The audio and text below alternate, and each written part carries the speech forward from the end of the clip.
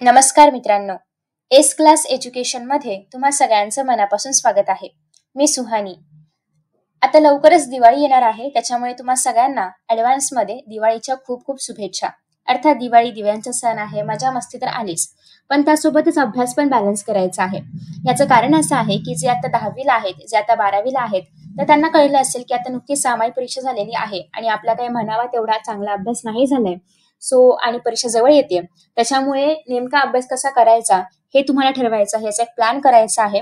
आणि ही दिवाळीची सुट्टी एक ब्रेक असणार आहे सगळ्यांसाठीच, नॉट जस्ट फॉर 10th आणि 12th, बाकी सगळ्यांसाठीच हा एक छान ब्रेक असणार आहे.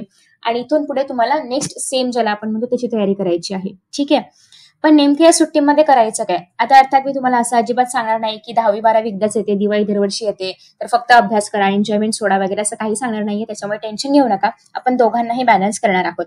ठीक आहे. सो आता सुट्टी सेम नसेल सगळ्यांनाच, काही जणांना 10 दिवस असेल, काही जणांना कमी असेल, काहींचे क्लासेस वगैरे पण असतील, बट ते सगळं मॅनेज करून तुम्हाला हा थोडाफार अभ्यास करायचा आहे, जो मी तुम्हाला करायला सांगेन, कारण तो तुम्हाला तुमच्या एक्झाम्समध्ये खूप चांगले मार्क्स मिळवण्यासाठी मदत करणार आहे. एक तर नुकतीच सामायिक परीक्षा झालेली आहे, त्याच्यामुळे तुम्हाला हे पण कळलं असेल की आपले वीक पॉइंट्स कोणते आहेत किंवा वीक टॉपिक्स कोणते आहेत. आता जे 10वीला आणि 12वीला आहेत त्यांना अर्थात बोर्डासाठी पूर्ण सिलेबसवरती एक्झाम असते, त्याच्यामुळे जे तुम्ही आता सेम मध्ये जे काही टॉपिक्सवरती एक्झाम दिली असेल ते तुम्हाला अर्थात तुमच्या फायनल एक्झाम मध्ये पण असणार आहेत. त्याच्यामुळे तुम्हाला आतापर्यंत कळलं असेलच की आपण कुठे कमी पडतोय किंवा कोणता टॉपिक आपला नाही झालाय, कोणता आपल्याला नाही समजलाय. सो माझं असं सोल्युशन असेल की ते जे काही टॉपिक्स आहेत जे तुम्हाला नाही कळलेत, जे तुम्हाला नाही समजलेत किंवा तुम्हाला त्याच्यात उत्तर नाही लिहिता येतात वगैरे, जे काही इश्यू असतील ते, किंवा त्याच्यामध्ये तुम्हाला मार्क्स कमी पडत आहेत, तर असे जे काही सगळे टॉपिक्स आहेत ते सगळे टॉपिक्स तुम्हाला या सुट्टीमध्ये कव्हर करायचे आहेत. मॅक्सिमम कव्हर करण्याचा प्रयत्न करायचा आहे. हे जर तुम्ही केलं, आता काहींचं असं असेल की आम्ही अजिबातच अभ्यास केला नव्हता सेमसाठी, तर आम्हाला म्हणजे पूर्ण अर्धा अभ्यास करावा लागेल, तर बेसिकली तुम्हाला ट्राय करायचे की तुम्ही किती जास्तीत जास्त चॅप्टर्स करू शकता. कारण अर्थात इट्स नाव हाय टाइम की तुम्ही अभ्यासाला सुरुवात केली पाहिजे, कारण आता नोव्हेंबर ऑलमोस्ट एक संपेलच, दिवाळी संपेपर्यंत अर्धा नोव्हेंबर संपतो. सो अर्धा नोव्हेंबर आहे, पूर्ण डिसेंबर आहे आणि जानेवारी, सो तुमच्याकडे मिळून फक्त 2.5 महिने शिल्लक आहेत. ठीक आहे. सो एवढ्याच महिन्यांमध्ये तुम्हाला जो काही अभ्यास करायचा तो करायचा आहे. बाकी फेब्रुवारी असेल, मार्च असेल, तो सगळा प्रॅक्टिकल आणि ऍक्च्युअल एक्झाम मध्ये जातो. त्याच्यामुळे ट्राय करायचे की तुम्ही जो काही उरलेला अभ्यास आहे तो सगळा तुम्ही नंतर करणार आहातच, पण त्याच्या आधी जो होऊन गेलेला आहे तो सगळ्यांचा शिकवून झालाय, क्लासचा पण झालाय, कॉलेजचा पण झालाय, शाळेचा पण झालाय, सगळ्यांनी तो ऑलरेडी शिकवलेला आहे. तिथे आपण कुठे मागे राहिलोय ते तुम्हाला आता दिवाळीच्या सुट्टीमध्ये कव्हर करायचं आहे, जेणेकरून तुम्ही बाकीच्या कॉम्पिटिशन मध्ये याल. ठीक आहे. So work on weak topics हा आपला पहिला मुद्दा आहे. मग यासाठी स्ट्रॅटेजी काय असावी? आता अर्थात प्रत्येकाचे वीक टॉपिक्स वेगळे असणार आहेत. कुणाचे मॅथ्स म्हणजे मॅथ्समध्ये जास्त वीक टॉपिक्स असतील, कुणाचे सायन्समध्ये असेल, कुणाचे इतर काही विषय असतील. सो त्याच्यानुसार ट्राय करा की तुम्ही एक स्ट्रॅटेजी प्रिपेअर कराल. आता हे करताना काय लक्षात ठेवायचंय? सगळ्यात पहिली गोष्ट, जे सेम मधले वीक टॉपिक्स आहेत त्याला प्रायोरिटी द्यायची आहे. ठीक आहे. दुसरी गोष्ट, आता काही असे पण स्टुडंट्स असतील की ज्यांची सेमेस्टर एक्झाम खूप छान गेली आहे, ज्यांचं ऑलरेडी 50% किंवा त्यापेक्षा जास्त सिलेबस कव्हर झालेला आहे कम्प्लिटली, तर अशा लोकांनी जो काही अभ्यास झालाय त्याची रिव्हिजन करायची आहे. कारण फक्त अभ्यास झाला आणि तुम्ही जर असं म्हणत राहिला की ठीक आहे 60% झालंय ना, आता आपण पुढे बघूया, तर ते 60% तुम्ही जर मध्ये ब्रेक घेतलात खूप दिवसांचा, तर ते सगळं इव्हापोरेट होणार, सगळं उडून जाणार आणि मोस्ट ऑफ द कॉन्टेंट तुम्ही विसरून जाणार. त्यापेक्षा ट्राय करायचं आहे की ते जो काही तुम्ही अभ्यास केला तो सगळा तुम्ही रिवाइज करत राहाल, जेणेकरून ते एक्झाम पर्यंत तुम्हाला लक्षात ठेवता येईल. ठीक आहे. ज्यांचा अभ्यास झालाय त्यांनी प्लीज रिव्हिजन वरती फोकस करायचा आहे. आता जेवढी काही तुम्हाला सुट्टी असेल, आता प्रत्येकाला सेम सुट्टी आहे असं नाहीये. सो जेवढे काही दिवसांची तुम्हाला सुट्टी असेल, ट्राय करा की तुम्ही त्याला प्रॉपरली युटिलाइज कराल. छान त्याला तुमचा जो काही सणाचा वेळ असेल किंवा जे काही तुम्हाला एन्जॉयमेंट असेल, काही करायचं असेल, कुठे बाहेर जायचं, काय जायचंय, यासाठी तुम्ही 1-2 दिवस काढून ठेवा आणि बाकी सगळा वेळ तुम्हाला अभ्यासाला द्यायचा आहे. So you have to balance both. त्याच्यामुळे तुम्हाला असं थोडंफार करावं लागणार आहे. ठीक आहे. तुम्ही कुठे बाहेर जाणार असाल, गावाला जाणार असाल, तर बुक्स घेऊन जा. खूप घेऊन अख्खं कपाट घेऊन जायची गरज नाही, कारण तेवढा अभ्यास होत नाही. जे काही तुम्ही स्ट्रॅटेजी ठरवली असेल की फक्त सायन्स करायचं, मॅथ्स करायचं किंवा 1-2 विषय करायचे आहेत, तेवढेच फक्त घेऊन जायचे. ठीक आहे. आफ्टर दॅट नेक्स्ट आहे की आता एक्झाम पॉईंट ऑफ व्ह्यूने अभ्यास करायचा आहे. म्हणजे काय? तर सगळ्यात पहिली गोष्ट म्हणजे प्रिव्हियस इयर क्वेश्चन्स ट्राय करा.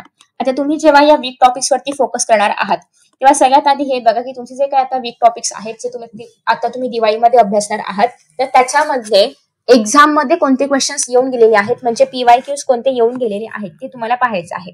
आता यासाठी तुम्ही कोणते पीवायक्यूचं बुक रेफर करा किंवा बऱ्याचशा वेबसाईट्स वरती ऑलरेडी क्वेश्चन पेपर्स तुम्हाला पाहायला मिळतील, ते रेफर करा. तुम्ही काही पण करू शकता, जेणेकरून तुम्हाला ऍटलिस्ट आयडिया मिळेल की क्वेश्चन्स कशा प्रकारचे विचारले जातात काही असे पण टॉपिक्स आहेत आपल्या टेक्स्टबुकमध्ये की ज्याच्यावरती कधीच प्रश्न नाही विचारलाय किंवा खूपच रेअरली कधीतरी एकदम असं क्वेश्चन विचारलंय. ते टॉपिक इव्हन तुमचे वीक असतील तरी पण ते सोडून दिले तरी पण चालतील, कारण खूप रेअरली क्वेश्चन विचारलाय, त्याच्यामुळे चान्सेस पण खूप कमी असतात आपल्या एक्झाम मध्ये येण्याचे. त्याच्यामुळे तुम्ही ते क्वेश्चन स्किप करू शकता. सो काय सोडून द्यायचं यासाठी पण तुम्हाला थोडंसं अनालिसिस करावं लागेल, पीवायक्यूज पाहावे लागतील. ठीक आहे. आफ्टर दॅट नेक्स्ट आहे, अजून तुम्ही काय करू शकता या सुट्टीमध्ये. जर तुमचा विषय संस्कृत असेल, ठीक आहे, आता मोस्टली एसएससी वाल्यांकडेच असेल, 12th वाले संस्कृतवाले खूप कमी आहेत. सो मोस्टली जर तुम्ही एसएससी मध्ये असाल, तुमचा विषय जर संस्कृत आहे, तर प्लीज ट्राय करा की तुम्ही संस्कृतचे टेबल्स बाय हार्ट कराल. जे काही श्लोक वगैरे आहेत ते बाय हार्ट करा. ऑलरेडी पवित्र वातावरण आहे दिवाळीचं, त्याच्यामध्ये छान पवित्र श्लोक पाठ करा. ठीक आहे, कारण याला परत वेळ नाही मिळणार, कारण तुम्हाला परत तुमचा वेगळा सिलेबस पण कम्प्लीट करायचा आहे आणि त्यात हे पाठांतराला खूप वेळ लागतो. अर्थात संस्कृत आपली मातृभाषा नाहीये, त्याच्यामुळे ती समजून घेणं, ते लिहायची प्रॅक्टिस करणं, या सगळ्यासाठी वेळ लागतो. त्याच्यामुळे प्लीज हा सुट्टीचा वेळ जो आहे तो याला युटिलाइज करा. ज्यांना संस्कृत नाहीये त्यांनी अर्थात मॅथ्सवरती फोकस करायचा आहे, कारण मॅथ्सचे फॉर्म्युला जे आहेत, इव्हन तुम्ही 11th असो, 12th असो, 10th असो, 9th कुठे पण असू दे, मॅथ्सला फॉर्म्युला असतातच. सो ट्राय करायचे की तुम्ही ते फॉर्म्युला वगैरे जे आहेत तर ते रिवाइज करत राहाल, कारण तुम्ही एंड ऑफ दी इयर पर्यंत खूप सारे फॉर्म्युला असतात, खूप सारे चॅप्टर्स असतात, सो तुम्ही विसरू शकता. त्याच्यामुळे ट्राय करा की तुम्ही हे कराल, फॉर्म्युला शीट वगैरे बनवण्याचा प्रयत्न करा, कारण तुमच्याकडे वेळ आहे तर तुम्ही त्याच्यामध्ये हे सगळं बनवू शकता. ठीक आहे. नेक्स्ट, ज्यांना मॅथ्स नाही करायचंय, प्लीज ट्राय टू फोकस की तुम्ही सायन्स वरती थोडंसं हे कराल आणि माइंड मॅप्स वगैरे बनवण्याचा प्रयत्न कराल. आता माइंड मॅप्स कशाचे बनवायचे आहेत, तर जे सेम मध्ये तुमचे ऑलरेडी चॅप्टर झालेले आहेत या 6 महिन्यांमध्ये, तर मग त्याच्यामध्ये तुम्हाला सगळे जे काही टॉपिक्स आहेत त्याचे तुम्ही नोट्स काढले असतील तर वेल अँड गुड, मग तुम्हाला हा पॉईंट करायची गरज नाहीये.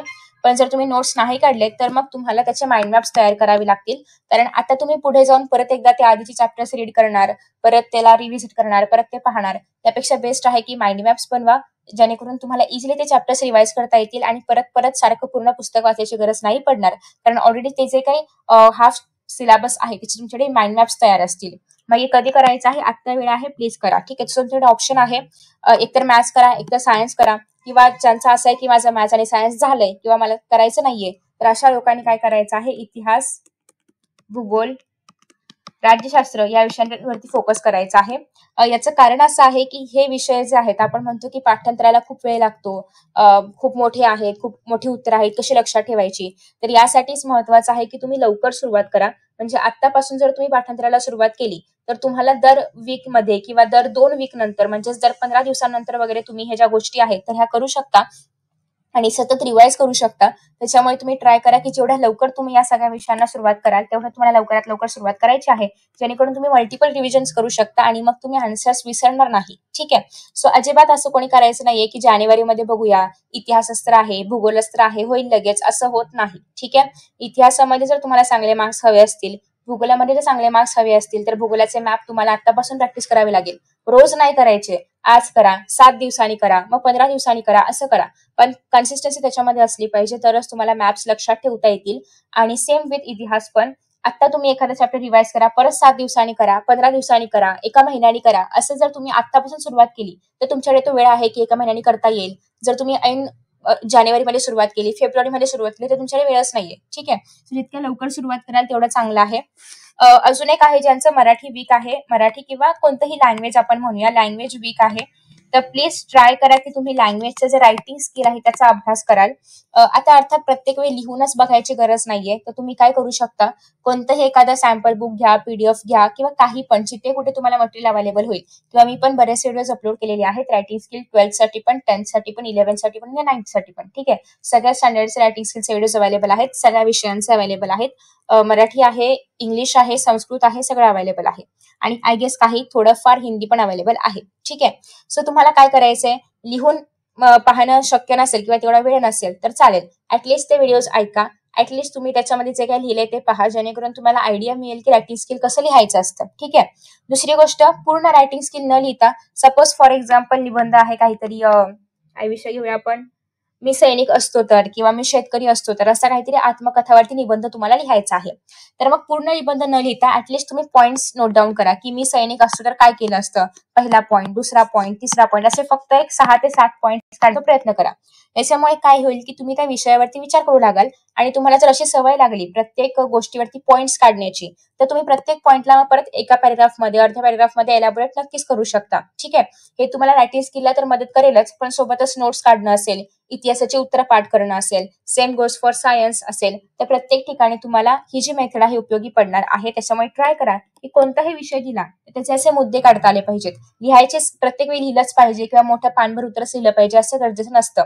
तुम्हाला फक्त जरी हे मुद्दे जरी काढता आले तरी पण याचा अर्थ तुम्ही विचार करू शकता आणि तुम्ही विचार करू शकता म्हणजे तुम्ही एक्झाम मध्ये डिरेक्टली लिहू पण शकता. ठीक आहे, सो ही प्रॅक्टिस असते. कधीही आपण जेव्हा निबंध लिहितो तेव्हा त्याच्या आधी आपण विचार करायचा असतो की कोणते मुद्दे मला कव्हर करायचे आहेत, कशावरती निबंध लिहायचे. वैचारिक असेल तरी पण तुम्हाला एक 4 मुद्दे माहिती पाहिजेत की मला निबंधामध्ये काय इन्क्लूड करायचंय. असं डिरेक्टली लिहित जायचं नाही. म्हणजे तुम्हाला येत असेल लिहिता तर ती गोष्ट वेगळी आहे, पण माझी मेथड ही आहे की आपण ऍटलिस्ट विचार केला पाहिजे की कोणते मुद्दे आहेत आणि कशावरती लिहायचे, सो दॅट एकतर आपण ऑफ द टॉपिक नाही जाणार आणि दुसरी गोष्ट म्हणजे आपल्याला एक चांगली सवय लागते नोट्स काढण्याची पण आणि पॉइंट वाईज उत्तर लिहिण्याची पण. एक तर go with Sanskrit along with कुठलीही इतर भाषा किंवा मॅथ्स असेल, सायन्स असेल, इतिहास, भूगोल असेल. आता यातलं जे काही तुम्हाला आवडते ते तुम्हाला करायचं आहे. फक्त मुद्दा हाच आहे की अभ्यास पण करायचा आहे आणि ट्राय करा की तुम्ही जास्तीत जास्त फोकस कराल जे काही सेमिस्टरमध्ये गेलेले चॅप्टर्स आहेत त्याच्यावरती, आणि तो सिलेबस कव्हर झाला असेल तर मग तुम्हाला या सगळ्या गोष्टींकडे यायचं आहे. अदरवाईज प्लीज जो काही बॅकलॉग आहे, जे काही सगळीकडे शिकवून झाले आणि तुमचं राहिलंय ते आधी कम्प्लीट करा आणि मग तुम्ही या सगळ्या गोष्टींवरती यायचं आहे. ठीक आहे, याच्या व्यतिरिक्त जर अजून तुम्हाला काही डाऊट्स असतील, काही विचारायचं असेल तर प्लीज खाली कमेंट बॉक्समध्ये विचारू शकता. अजून मी कोणते व्हिडिओज अपलोड केले पाहिजेत, खास करून दिवाळीच्या प्लॅनिंगसाठी किंवा माझ्याकडून कोणते इनपुट्स मी दिलं पाहिजे हे पण खाली कमेंट बॉक्समध्ये नक्की सांगा. मी ते पण करण्याचं ट्राय करणार आहे. So thank you so much for watching this video and see you in the next video. Bye bye.